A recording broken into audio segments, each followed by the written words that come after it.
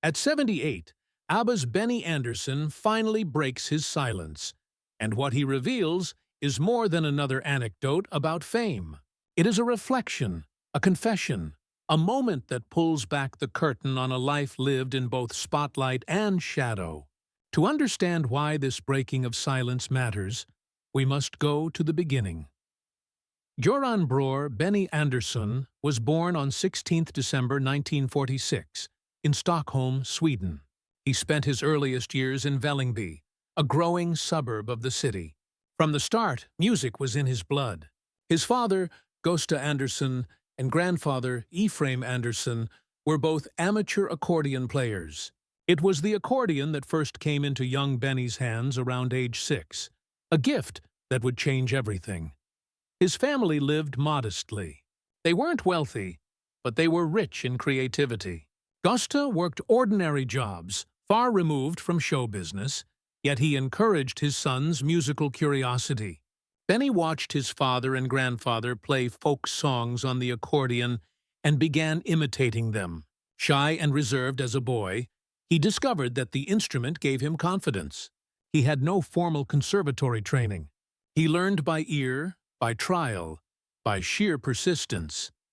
In school, Benny was an average student, but when it came to music, he stood out. He taught himself piano and keyboards, often experimenting at home, creating small melodies and exploring harmonies. He absorbed influences from Swedish folk music, popular dance tunes, and international pop that came crackling through on the radio. By his teens, he was fascinated by Elvis Presley, the Beatles, and the Beach Boys. These sounds stirred his imagination. In 1964, Benny's passion found an outlet when he joined the Hep Stars as keyboardist. The group quickly became one of Sweden's most popular rock bands. For Benny, it was more than a job. It was proof that his path lay in music. His compositions for the band, such as Sunny Girl and Wedding, revealed a melodic sensibility beyond his years. He was barely out of adolescence, yet he was already a professional musician, living on tour buses, writing songs, and learning the industry from the inside. This wasn't classroom education. It was real-world training. In nightclubs, on small stages, in studios with limited resources, Benny discovered his destiny, not simply to play, but to compose, arrange, and create music that could resonate with millions. The boy from Vällingby, with an accordion in his lap, was now charting a course toward global fame. The early years were not without struggle. Sweden in the mid-1960s was a small market. With the Hep Stars, Benny enjoyed national hits, but international recognition was still out of reach. Money was tight, opportunities limited, and the challenge of sustaining a career loomed large. Yet Benny's drive only deepened. In 1966, he met Björn Ulvaeus, a singer and guitarist from the folk group Hootenanny Singers. The meeting changed his life. Together, Benny and Björn discovered a remarkable chemistry. Benny's gift for melody and arrangement paired perfectly with Björn's instinct for lyrics and structure. Their partnership soon became one of the most successful songwriting duos in pop history. The true breakthrough came in 1974, alongside Björn and singers Agnetha Fältskog and Anni-Frid Lyngstad. They competed in the Eurovision Song Contest with the song Waterloo. When the group, now officially known as ABBA, won, their lives transformed overnight. Eurovision provided a platform, but it was the sheer quality of the song, the irresistible melody, the polished performance that catapulted ABBA to global stardom. From there, success flowed relentlessly. Albums like Arrival, The Album, Voulez-Vous, and Super Trooper produced hits that became anthems of a generation. Dancing Queen, Mamma Mia, Fernando, and Take a Chance on Me. Benny's keyboards and arrangements were the backbone of these songs. His ability to craft melodies that were both joyous and bittersweet set ABBA apart. The band wasn't just catchy, they were emotional. Their music carried both glitter and longing. By the late 1970s, ABBA was one of the biggest pop groups in the world. Tours sold out across continents. Records topped charts from Europe to Australia to the United States. And yet, behind the shimmering costumes and infectious hooks, pressures mounted. The band was made up of two married couples, Björn with Agnetha, Benny with Annie Fried. As personal relationships strained, the group's dynamic grew more complicated. Songs like "The Winner Takes It All" bore traces of very real heartbreak. After ABBA stopped recording new albums in the early 1980s, Benny and Björn sought fresh challenges. Together, they created the musical Chess, with lyrics by Tim Rice. The show produced enduring songs such as "One Night in Bangkok" and "I Know Him So Well." Later, the pair composed Kristina från Duvemåla, a sweeping musical based on Swedish emigration to America.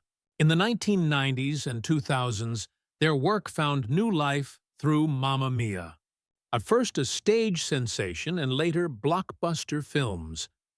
Though the world often associated him solely with ABBA, Benny continually proved himself as a composer of range and depth. From pop hits to folk suites, from theater to orchestral works, he pursued music on his own terms. But even as the public celebrated his triumphs, privately, Benny wrestled with struggles that would remain hidden for years. Behind the spotlight, Benny Andersson lived a personal life marked by early responsibilities, turbulent romances, and enduring love. His first major relationship was with Kristina Grönvall, a fellow Swedish singer. They became engaged in the early 1960s when both were still teenagers. Together, they had two children, Peter, born in 1963, and Helene, born in 1965. Benny was only 16 when he became a father. It was an overwhelming responsibility for someone so young, and the relationship ended in 1966. Kristina retained custody of the children, while Benny threw himself into music and the rise of the Hep stars. In 1969, Benny's personal and professional life intertwined when he fell in love with Annie Fried Lyngstad, soon to be his bandmate in ABBA. Their relationship lasted over a decade. They married in 1978, at the height of ABBA's success. Yet the pressures of fame, grueling schedules, and diverging personal paths strained the marriage. By 1981, they divorced. Their breakup, much like Björn and Agnetha's, became a shadow over ABBA's final years. Despite the end of their marriage, Benny and Frida's partnership left a lasting mark. Their time together influenced some of ABBA's most poignant songs, where themes of love, loss, and resilience took center stage. To fans, the two seemed inseparable. In reality, their story was as human and fragile as anyone's. In 1981, Benny remarried. His new wife was Mona Nurklit, a Swedish television presenter. Together, they welcomed a son, Ludwig, in 1982. Unlike his earlier relationships, this marriage endured. Mona provided stability, and together they built a quiet family life away from the glare of global stardom. Ludwig would later follow in his father's footsteps, becoming a musician and producer, even contributing to the ambitious ABBA Voyage project decades later. Benny's children reflect the arc of his life. Peter, from his first relationship, became a musician, forming the group One More Time, and even competing in Eurovision in the 1990s. Helene chose a more private path, away from the spotlight. Ludwig, the youngest, embraced production and management, ensuring that his father's legacy continued into the digital age. The interwoven romances within ABBA, Björn and Agnetha, Benny and Frida, remain one of pop culture's most compelling stories. Their music, often laced with themes of heartbreak, was no coincidence. Behind every glittering performance were real emotions, lived and felt by the very people singing them. For Benny, these relationships were both inspiration and trial, shaping not just his personal life, but the music that continues to resonate worldwide. Now, for the first time in many years, at 78, ABBA's Benny Andersson finally breaks his silence. Not about music, but about his long-hidden battle with addiction. For decades, Benny appeared steady, reliable, the quiet architect at the piano. Fans saw him as the backbone of ABBA, the man who could always deliver the melodies that made the world dance. But privately, he was struggling.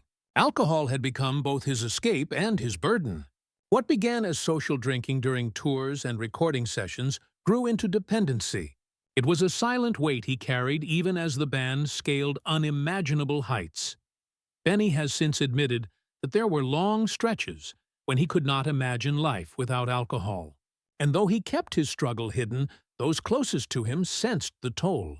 Among them was Agnetha Feltskog, whose own life had been shaped by pressures of fame and intense scrutiny.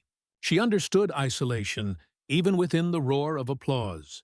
Their relationship was never romantic, but it was deeply human. Two artists bound together in a whirlwind of success, each facing private storms. Benny has reflected that Agnetha's resilience, her ability to keep singing even when her personal world felt heavy, left a lasting impression on him. In many ways, her strength mirrored what he longed to find in himself. In 2001, Benny stopped drinking altogether.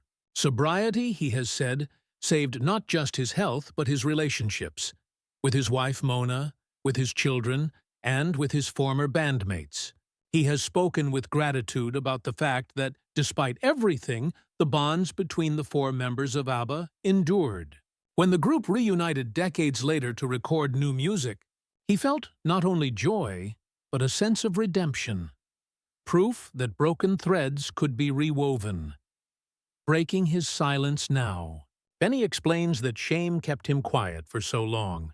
Shame that someone blessed with such success could also feel so fragile. Fear that if the truth came out, his legacy might be seen differently.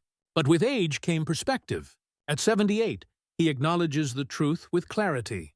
He describes sobriety as a daily victory, each morning a gift. And in looking back, he recognizes that the same honesty which infused Agnetha's most vulnerable performances, the same unguarded humanity that made ABBA's songs resonate, has guided him to speak openly at last. This confession reframes how we hear the music, the melancholy woven into "The Winner Takes It All," the bittersweet tones of "The Day Before You Came." Songs Benny helped shape feel even more poignant in light of his own battles. His silence, once a hidden burden, is now a source of strength. He shows us that even in the glitter of superstardom, the truest measure of success may be the courage to face oneself, and, finally, to speak. Today, at 78, Benny Andersson stands as both legend and elder statesman of music. Far from resting on past laurels, he has continued to compose, record, and perform. His group Benny Andersson's Orchestra, BAO, founded in 2001, blends Swedish folk traditions with contemporary flair, delighting audiences with its joyful communal spirit. Concerts often feel more like gatherings than spectacles, a reflection of Benny's lifelong love for music as shared experience. In 2017, he released Piano, a solo album of stripped-down versions of his compositions. Without lyrics or arrangements, the melodies stood alone, revealing their purity and emotional depth. It was, in many ways, his musical memoir. Through those keys, he told the story of his life, its joys, sorrows, and quiet victories. The 2021 release of ABBA Voyage, the group's first new album in 4 decades, proved that Benny's creative spark remained undimmed. Combining nostalgia with innovation, the project paired new songs with groundbreaking digital performances. It was both a tribute to the past and a step into the future. For Benny, it was also a family affair, with his son Ludwig helping bring the ambitious production to life. Through all of this, his personal life has remained grounded. His marriage to Mona Nurklet endures, a steady partnership that provided him with stability after the turbulence of earlier years. His children and grandchildren connect him to the future, while his music ties him permanently to the past. Benny Andersson's legacy is immense. As one quarter of ABBA, he helped create songs that continue to bring joy across generations. As a composer, he expanded into theater, folk, and classical forms, proving his versatility. As a man, he faced addiction, chose recovery, and now, finally, shares that story openly. His life reminds us that even legends are human, that the melodies we love often come from a place of struggle as well as triumph. In the end, Benny's greatest achievement may not be the glittering success of ABBA, nor the musicals that followed, but the enduring ability of his music to touch hearts. His songs are woven into weddings, farewells, celebrations, and solitary moments alike. They are part of the fabric of modern culture. At 78, breaking his silence, Benny Andersson shows us that behind every timeless melody lies a human story, fragile, complex, and profoundly moving. And that may be his truest legacy. Not only the music that made the world dance, but the honesty that now makes it pause, listen, and understand.